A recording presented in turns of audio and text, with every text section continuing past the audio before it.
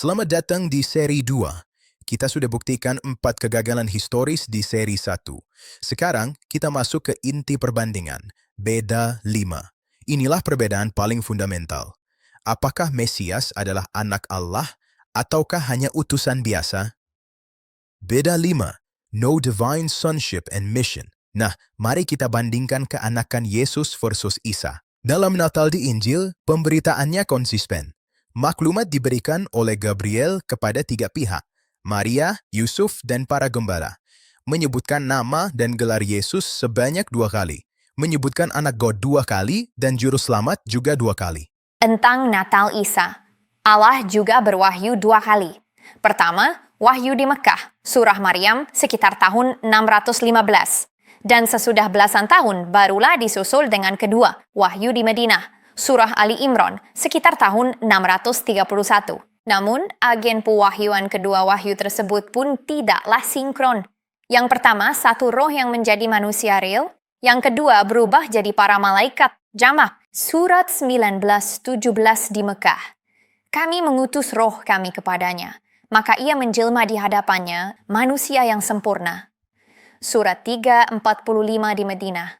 Malaikat-malaikat berkata, "Hai Maryam, sesungguhnya Allah memberi kabar gembira kepada kamu, Maryam, dengan kalimat daripadanya. Namanya Al-Masih Isa putra Maryam, seorang terkemuka di dunia dan di akhirat." Big question. Bagi Muhammad, hal yang paling penting tentulah siapa dia bayi ajaib yang ada dalam kandungan Maryam. Jadi kenapa nama Isa anak Maryam terlolos diwahyukan di surat Maryam dan harus terpunda belasan tahun di ujung kehidupan Nabi sebelum bisa didakwahkan efektif kepada umat di Arabia? Lihat perintahnya di surat 19:16. Nah, jadi pertanyaan nih, mana yang otentik? Kisah Yesus yang diyakinin sebagai anak God sejak abad pertama ataukah Isa anak Maryam yang diwahyukan sejak abad ke-7? Nah, sampailah kita kepada satu diskusi Yesus. Apakah dia keanakan ilahi atau insani? Quran berulang-ulang menegaskan bahwa benih Isa putra Maryam itu adalah berasal usul dari kalimatnya dan atau ruhnya. Tak ada unsur bumi, debu atau tanah. Allah meniupkan kalimat dan ruhnya sendiri ke dalam perawan Maryam. Itulah suatu DNA surgawi non-bumi. Dikatakan di surah 4:171, Al-Masih Isa putra Maryam itu adalah utusan Allah dan kalimatnya yang disampaikannya kepada Maryam dan dengan tiupan roh daripadanya. Juga di surah 66 ayat 12, kami tiupkan ke dalam rahimnya dari roh kami. Begitu pula surah 21:91, kami tiupkan ke dalamnya roh dari kami. Sekarang kita lihat apa kata Injil. Lukas 1:35-37. Jawab malaikat kepada Maryam, Roh Kudus turun atasmu dan kuasa God yang Maha Tinggi akan menaungi engkau. Sebab itu anak yang akan kau lahirkan itu akan disebut kudus, anak God. Dan sesungguhnya Elizabeth, sanakmu itu, istrinya Zakaria yang sudah tua dan mandul ya, ia pun sedang mengandung seorang anak laki-laki. Sebab bagi God tidak ada yang mustahil. Nah, jadi baik Injil maupun Quran menyatakan Yesus lahir karena karya supranatural Roh Kudus. Lihat ayat-ayatnya ya. Tidak ada unsur debu dan tanah bumi apapun di sini seperti asalnya Adam, yang diambil dari tanah dan debu, kemudian dibentuk serupa dengan manusia, kemudian ditiup. Itu asalnya dari debu tanah. Sedangkan peran Maria di sini adalah penerima pasif dari tindak ilahi, di mana God dan Roh Kuduslah yang menginisiasikan kehamilannya bagi Yesus melampaui proses biologis yang natural sejak Adam yang bernatur dosa. Sehingga anak ajaib yang dilahirkan oleh Maria ini adalah murni surgawi. Kudus, anak God atau Allah. Bukan anak Maryam, itu sebutan dunia secara insani. Yesus membantah dunia dan menegaskan jati dirinya yang origin ilahi, anak God dari surga. Banyak ayat-ayatnya. Antara lain, Yohanes 8:23 ditujukan kepada orang-orang Farisi dan Yahudi. Dia berkata, "Kamu berasal dari bawah, aku dari atas. Kamu dari dunia ini, aku bukan dari dunia ini." Yohanes 6 ayat 38, "Sebab aku telah turun dari surga." Yohanes 8:42, "Sebab aku datang dan keluar dari Bapa, dari God." Ini hakiki asali dia. Yohanes 16:28. Aku datang dari Bapa, dan aku datang ke dalam dunia. Aku meninggalkan dunia pula dan pergi kepada Bapa. Jadi dari surga kembali ke surga, bukan dari tanah kembali kepada tanah. Itulah pesan terakhir Yesus kepada murid-muridnya sebelum dia disalib. Nah, kesaksian terakhir yang paling terakhir adalah kesaksian Yesus yang paling absah karena disaksikan di dalam pengadilan Pilatus, gubernur Romawi yang mengadilinya, dan dalam mahkamah agama Yahudi. Disitulah Yesus berkata, "Akulah anak God." Dan karena ucapan itu, dia dihukum salib dan mati. Yesus tidak jadi soal karena benar dia anak God, dan itu harus dikatakan walau harus mati di salib. Kata Yesus kepada Pontius Pilatus, Yohanes 18:36-37. "Kerajaanku bukan dari dunia ini. Aku datang ke dalam dunia ini supaya aku memberi kesaksian tentang kebenaran."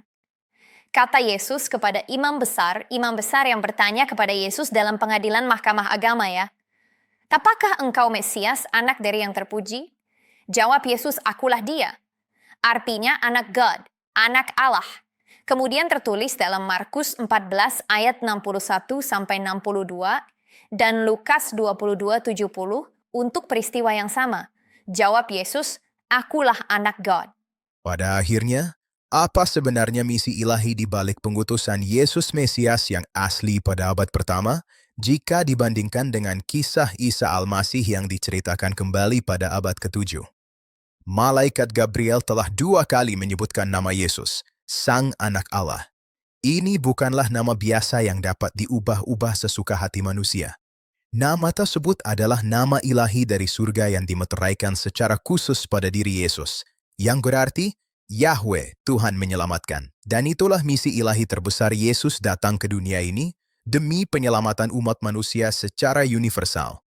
Banyak sekali ayat-ayat yang menjelaskan hal ini. Misi ini ditunaikannya dengan sukses purna-sempurna di atas kayu salib. Ketika Yesus berseru saat menghembuskan napas terakhirnya, "Sudah selesai. It's finished." Namun sebaliknya, bagaimana dengan misi Isa putra Maryam? Apakah misi tersebut benar-benar ada dan telah disiapkan oleh Allah? Apakah ada misi yang berdampak dan bermanfaat nyata bagi kemanusiaan, khususnya bagi umat muslim sendiri? Misi Isa, yang konon datang ke dunia dengan berbagai mukjizat dan kuasa, sesungguhnya menghasilkan apa bagi dunia muslim? Bukankah misi Isa terputus karena ia menghilang tanpa pamit kepada murid-muridnya? Ia diangkat diam-diam oleh Allah ke surga.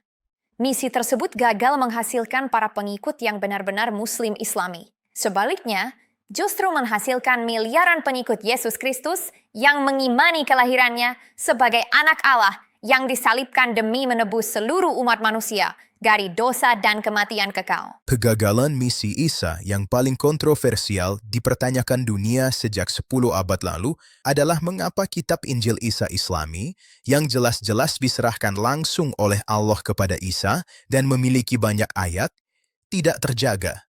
Akibatnya, kitab tersebut hilang entah kemana dan bagaimana. Tidak pernah ditemukan kembali hingga kini. Sebaliknya, yang ada justru bermiliar-miliar Injil Yesus, dia yang hari kelahirannya dirayakan dan disambut saat ini. Akhirnya, sampailah kepada kesimpulan besar, bahwa Natal sejati sungguh tidak ada relevansinya dengan kegaduhan-kegaduhan yang terlanjur seperti sekarang ini. Orang-orang cuma perlu tahu natur Natal Yesus yang otentik seperti yang diwahyukan di Injil, tidak tercampur baur dengan kisah dan sumber-sumber lainnya. Itulah kesukaan besar, karunia terdahsyat bagi dunia dan akhirat, Anda dan saya. Maka inti perayaan Natal pada akhirnya dapat disimpulkan dalam satu kalimat dari 2 Korintus 9 ayat 15 yang menyatakan, "Syukur kepada Tuhan karena karunia-Nya yang tak terkatakan itu." Selamat Natal. Damai dan sukacita Natal menyertai kita semua. Tuhan memberkati. Amin.